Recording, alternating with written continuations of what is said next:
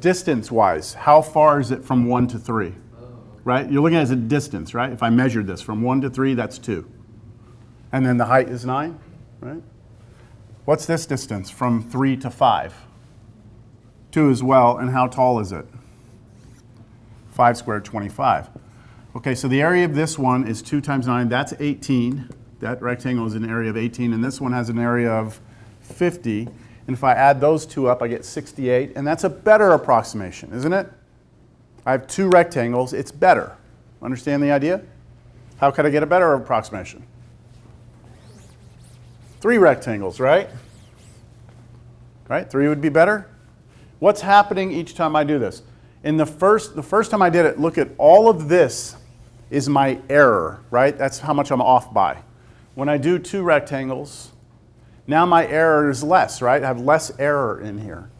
Now if I do 3 rectangles, my error is even less, right?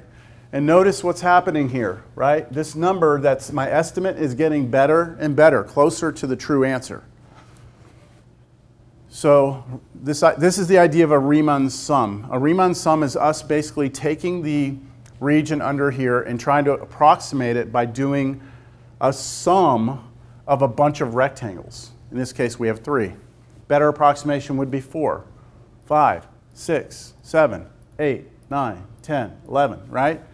What would be awesome is if we could somehow fit how many rectangles in there? What do you think would be like the best approximation if we could fit how many rectangles in here?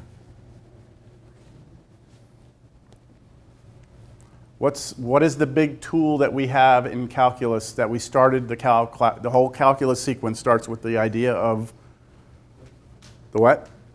The limit, right? Wouldn't it be nice if we could say, hey, what happens to that sum, right? That number, what happens to that number if I let the number of rectangles go to infinity, right? Like a limit, right? Let's take the limit as the number of rectangles goes to infinity. Because if I can do that, then the error, right? The error completely like vanishes away, doesn't it? And I like approach the true answer. Do y'all see I'm getting better here? Right? Now, my computer's going to stop me. I have it stopping at 70, but there's nothing that says we can't go further. Let me see, I can probably fix that real quick, maybe. Where the hell's my code for this? Why is it showing up like that?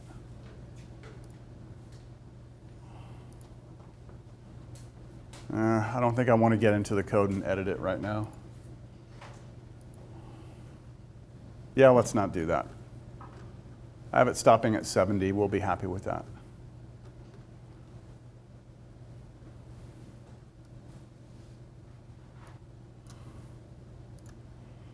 All right, let's get back to this example. So what I'd like to do is cut this up into rectangles, right? Cut this up into rectangles. Remember, this is a little bit different than the one we just looked at, right? Instead of going from 1 to 5, we're going from 0 to 2.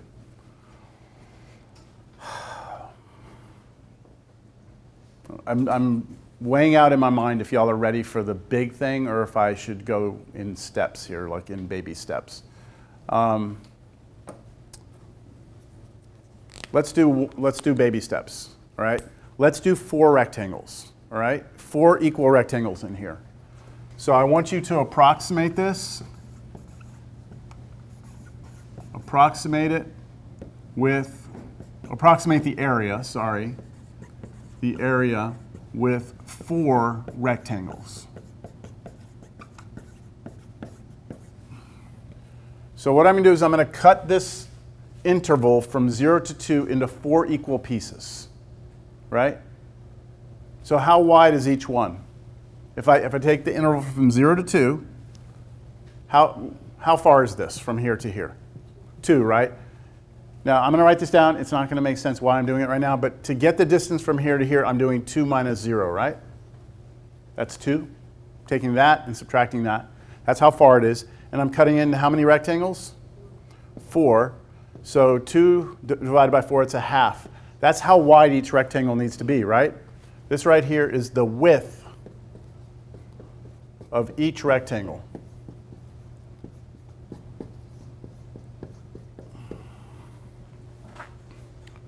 So let me put them in here. Here, here, here. So that would be a half. What would the next one be? 1. So you're just doing a half twice, right? 1/2 plus 1/2 is 1. And then the next one would be a half plus a half plus a half, which would be 3/2, or 1.5.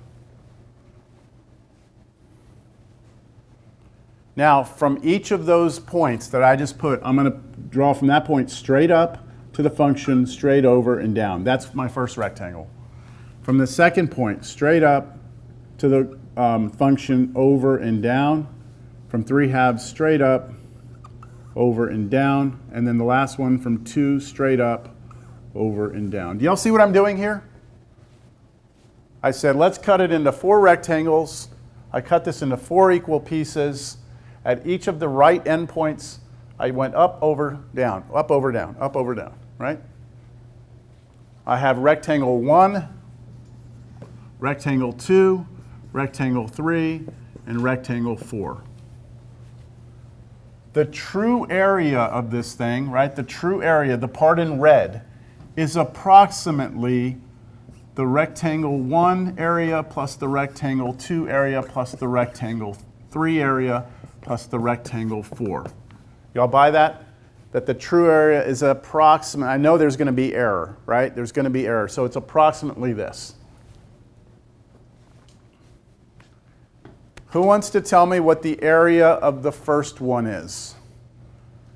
Well, let me help you. How wide is this rectangle? 1/2? That's the width. How tall is it? What is it? How are you getting that? You have to take this number 1/2 and go up into the function, right? What is this function? X squared. So you're taking 1/2 and you're squaring it, aren't you? Which is 1/4. But I'm not going to write it that way. I'm going to write it this way. I'm going to write 1/2 squared. Okay, that's the area of rectangle 1. This is how wide it is, and this is how tall it is. Right? This is the width, this is the height. Do you understand the height? Width, height multiplied. That's the first rectangle. What about the second rectangle? How wide is it? 1's the whole thing. I'm saying from here to here. It's a half, right? Aren't all of these rectangles have the same width? Right? So it's a half times, okay, now I need to know how tall it is. So you take the 1 and you plug it into the function and you square it, right? 1 squared is going to be 1, but I'm going to write it as 1 squared. Again, width, height. Plus, how about rectangle 3? How wide is it? A half. How tall is it? Well, you have to take the endpoint. What's the endpoint that we're plugging in? 3/2. And squaring it. Last rectangle. The width is a half. And the height, 2, right? Squared. So look, if this function changed to x cubed, right, what would happen over here? Cubed, cubed, cubed, cubed, right? That's what would happen. The halves would stay the same. All right, any questions on that? Could we figure out what that is right now on our calculators? We could, right? I'm not going to yet. I want to show you a very critical point now. This is equal to, you ready for this? This is gonna be really crazy, so just watch. The sum, right? K equals 1 to 4. Just follow with me here. What do all these have in common? What do they all have in them? 1/2, right? They all have a half in them, don't they? They all have a half. And they all have something squared, right? It's something squared in each one of these in red.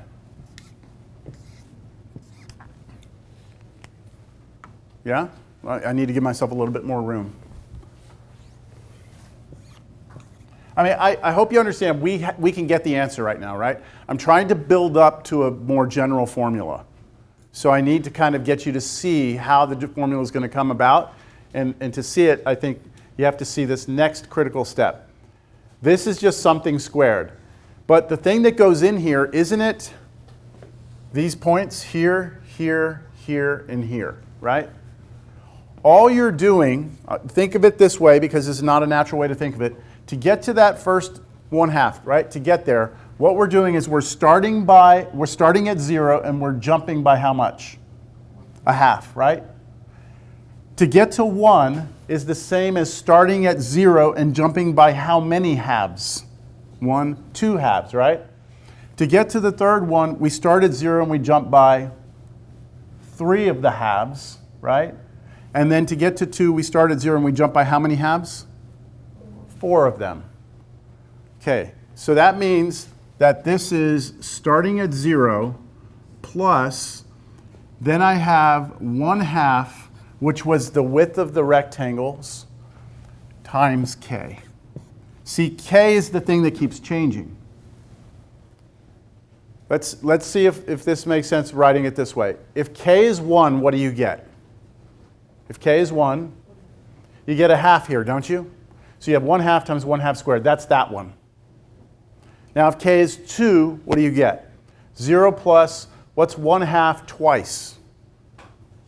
Or 2 times 1/2? 1. So you get 1 here, right? 1 squared, that's this one, right? Then you go k is 3. If you do 3 times 1/2, you get 3 halves. Plus nothing, you get 3 halves, right? That's this one.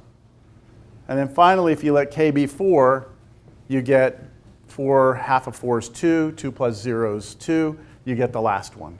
See, that's not natural, right, to do that?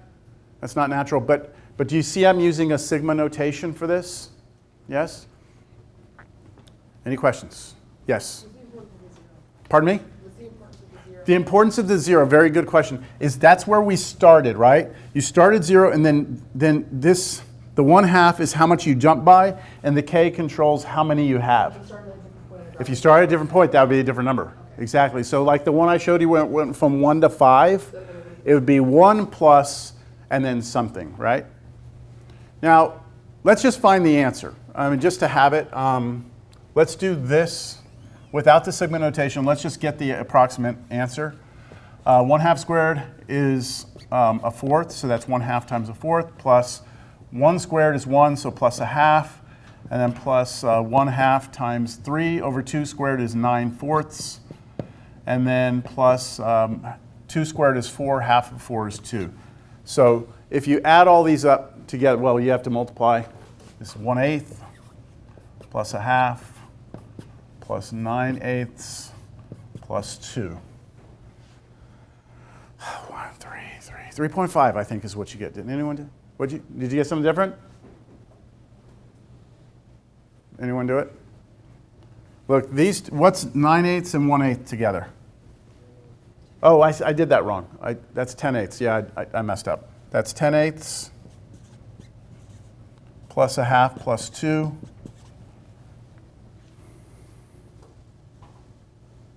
3 3/4? Anyone do it? No one's doing it.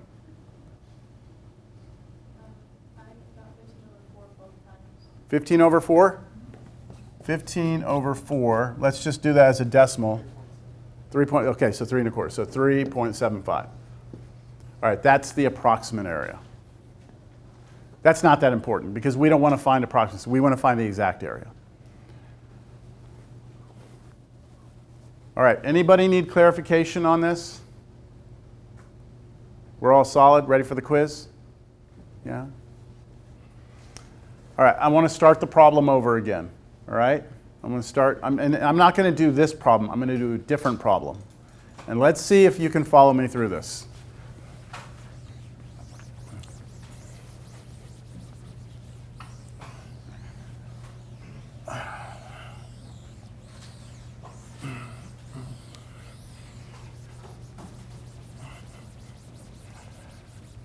This time, I'm not giving you the function. Like I'm not giving you f of x equals x squared. Right? I'm not giving you that. I'd like for us to take a look at this function right here. It's the function f. All right, it's just f. I'm not telling you what it is. And then I want to start at a. See, I'm not telling you it's starting at 0 or anything else. I'm just telling you it's a. And I'm going to stop here at b.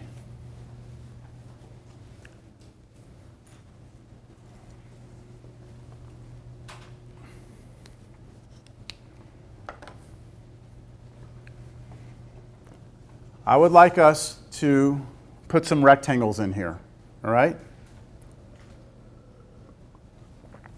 How many do y'all want to put in there? We just did 4, right? How many would y'all like? You want to do 6? I'm going to do better than that. We're going to do n. Okay, that's an abstraction. That's an abstract idea, right? I want us to put n rectangles in here. Right, n of them. So approximate this with area, approximate the area with n rectangles. With n rectangles. Shoot, that's going to be weird, all right? Now, I'm hoping that you've been writing some of this down. I want you to go back and look in your notes. Just a second ago when we did this, I said 4 rectangles. And the first thing I did was figured out how wide each rectangle was. And how did I do that? I did 2 minus 0 over 4, right? That's what I did. The 2 minus 0 was the right end point minus the left end point, all over how many rectangles I have. So if I take this right end point B, I subtract from it A, and divide by the number of rectangles n, that right there is the width of each rectangle, isn't it?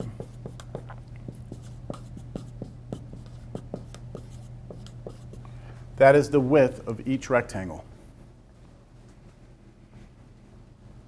Do you understand where that's come from? Right? You're taking how long is this segment, and divide it into n equal pieces. That's the width of each rectangle. Now, I'm going to start drawing some rectangles in here. It's not important how we draw them. Just remember, though, there's n of them. Okay, don't draw 6 of them because there's not 6. Don't draw 10 because there's not 10. There's n, right?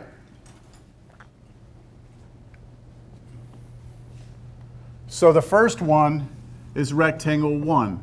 The second one is rectangle 2. Third one is rectangle 3. And the last one is rectangle n.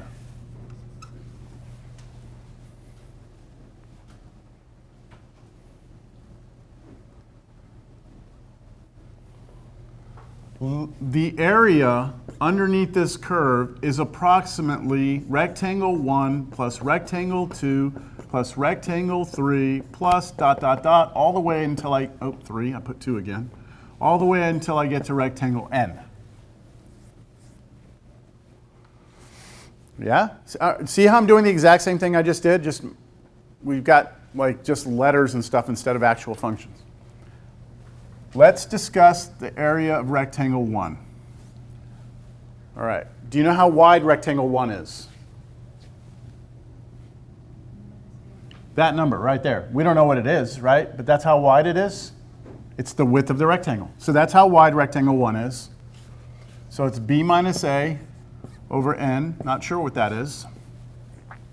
Okay. Times, now careful here, times, I have to take the right endpoint. I will take it in red. I have to take this right endpoint, plug it into the function, right? And that'll give me the height up there. Right? That right endpoint gets plugged in up into the function. Now, do I know what the function is? I don't. It's not x squared anymore, right? It's just some arbitrary function. So what I'm going to write here next to it is f of, see, I don't know what the function is. I just know that I need to plug something into it, right? Let me give myself a little bit more space. What am I plugging into it? What is this point right here? So how do you get to it? How do you get to it? Remember how, as I said in the previous problem, we start at 0 and then just how many jumps over? So where are we going to start here? Not 0. Where are we starting? A, right? Plus how many jumps? Just one jump, right? One jump of how much? That much, right? Isn't that how much we jump by? That's the width of each rectangle. So what I'm going to do is I'm going to plug in A plus, so that's A, I need to jump by one of these jumps of B minus A over N. I know this looks weird. I understand this looks weird. This is the width of the rectangle. I'm multiplying it times the height of the rectangle. The height of the rectangle is what you get when you plug this into the function that we aren't even given. Right? Plus, okay, rectangle 2, how wide is it? Same thing, B minus A over N. That's not changing. But now the height is what I get when I plug into the function. We're now at this point right here. So how do I get to that point? I start at A and jump by how many? 2 of those, right? 2 of those jumps. So I'm going to say A plus 2 of those jumps of B minus A over N. I'm out of room here, so I'm going to continue down here. Plus, that's rectangle 2. Now rectangle 3. How wide's rectangle 3? B minus A over N. Same width, right? Same width. And then how tall is it? Well, I have to plug into the function. So where am I now? There, right? So I start at A and I jump by how many? 3 of them, right? 3 jumps to go over. So A plus 3 jumps of B minus A over N. So if you look at these formulas, I want to erase this real quick. Right? If you look at these formulas, what's the only difference between this, this? What are the only difference? There's only one difference. The 1, the 2, the 3. That's it. Everything else is the same, isn't it? This is a 1, this is a 2, this is a 3. Any guess as to what the next one will be? 4, then 5, right? Okay, you get that? Get this? Plus dot, dot, dot, because we keep doing this until we get to our very last rectangle, right? Our very last rectangle is this one right here. How wide is it? B minus A over N. That doesn't change. So plus B minus A over N. And then into the function, I have to plug what? Wish I could get that out there. Let me do this. It's annoying. A little better. So what do I plug in? So I start at A. How many jumps do I go? We're at the nth jump, aren't we? And there's n rectangles, so I'm at the nth jump. So I'm going to put A plus n times B minus A over N, right? B minus A over N, not B minus A over A. That's all of them, isn't it? That's all of them. And just out of curiosity, what is this right endpoint? I mean, we know what it is, right? It's B, isn't it? I could have just put B in there. But actually, do you all see my formula? This is B. Look, N cancels with N. And then what are you left with? A plus B minus A, and the A's cancel, you're left with B. So this actually works. This formula is working, right? This, ladies and gentlemen, I heard I'm not supposed to say that anymore nowadays. Have you all heard that? That to call someone a lady is an insult because it says that they have that person is no longer youthful. That lady isn't like reserved for, I don't know. Hey, I read it. I'm just telling you. So I won't say ladies and gentlemen. I would just say fellow humans. Fellow humans. This is what Riemann figured out, is that for any function, if we want to approximate the area underneath the function from A to B with n rectangles, then we just need to be able to compute this. Just need to be able to compute this. This is the actual formula for it, right? I would like to write this in a more condensed form. I want to use the sigma notation because in all of these, we said the only thing changing was the 1, the 2, the 3, the 4, the 5, the 6, right? And it stops at n. So this is the condensed form, and this is the one that's the most important. That is equal to the sum k equals 1. I'm going to stop at n. I'm going to reverse things a little bit.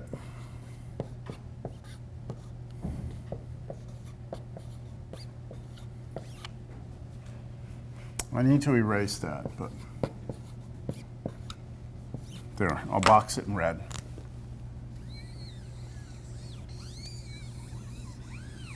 That's it right there. That is the condensed notation. Please pay attention to the fact that the only thing that changes, right, in the formula, the only thing that's affected by that is that right there. Right? Also, all of these had the b minus a over n's in front. I just decided to move them to the back. It doesn't matter, right? It's multiplication, so I put the b minus a behind this. So if k is 1, let's try it real quick. If k is 1, then this becomes this with a 1 there times that, which is this one. If k is 2, it's this with a 2 here times that, which is this one. And then when k is 3, it's that one, then 4, then 5, and you stop when you get to n, and that would be the final one, right? That's it. So then what happened once we had this formula is that people started to do this for functions, right? They started to say, hey, let's try it with 100 rectangles and 1,000 rectangles, or, you know, and it's like the method of exhaustion, right? The idea is this, though. Or I should put here. Let me just remind you. This is the true area, right? This is approximately what it is, right? Because if I put 10 rectangles, that's going to be an approximation. I'm going to have error, right? If I put 1,000 rectangles, I'm still going to have some error. The big takeaway is this. The true area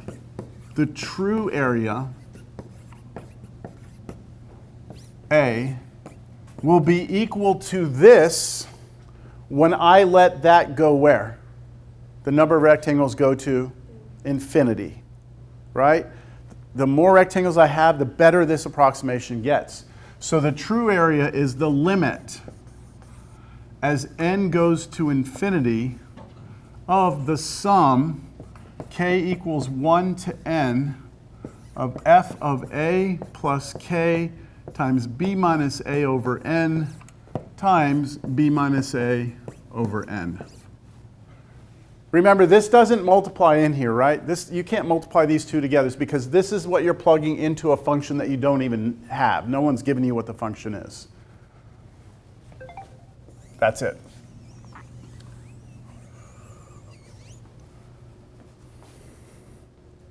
That's a lot to write, isn't it? That's a pretty big, ugly formula, right?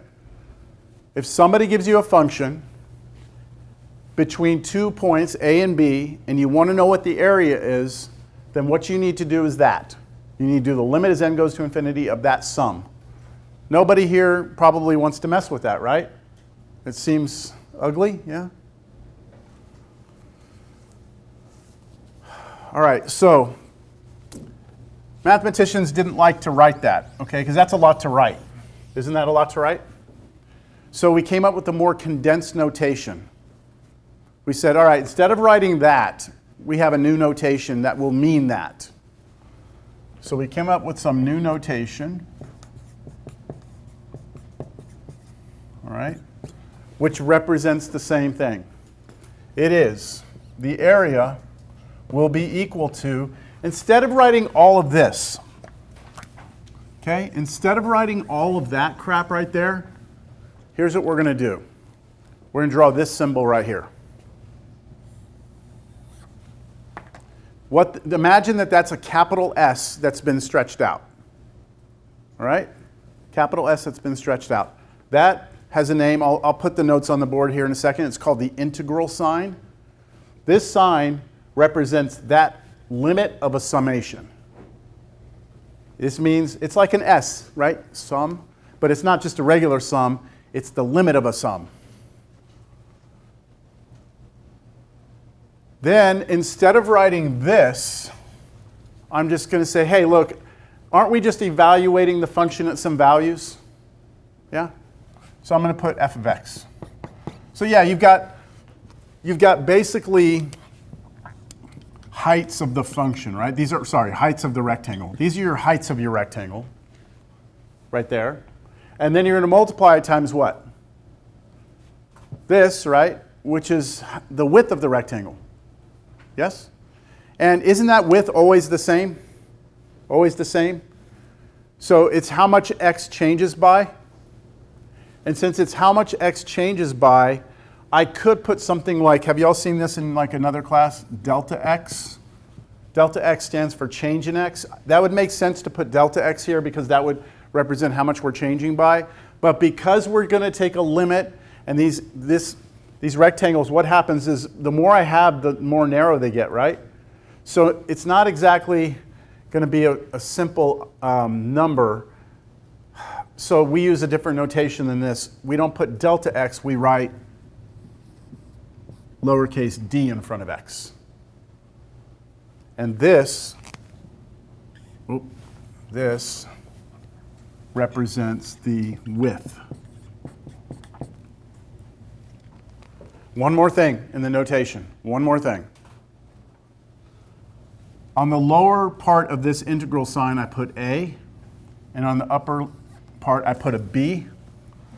And what is that telling you? Well, the a and the b are where you start and where you stop, right? And so if you change b, you're going to get a different area, right? If you change b, or if you change a, you'll have a different area. So you need to somehow in your notation account for where you're going to start and where you're going to stop. All right, so one more time I'm going to say this. We're trying to find the area underneath the function between a and b, right? So we cut it up into n rectangles, and we come up with a formula for that sum of the n rectangles. Then we want the true area, so we let the number of those rectangles go to infinity. And then we say this notation's too clunky, so we rewrite this with a new notation. All of that is represented by the integral sign. It means, hey, we're going to add up a bunch of things, right, forever. And what are we adding up? A bunch of heights of rectangles times a bunch of widths of rectangles.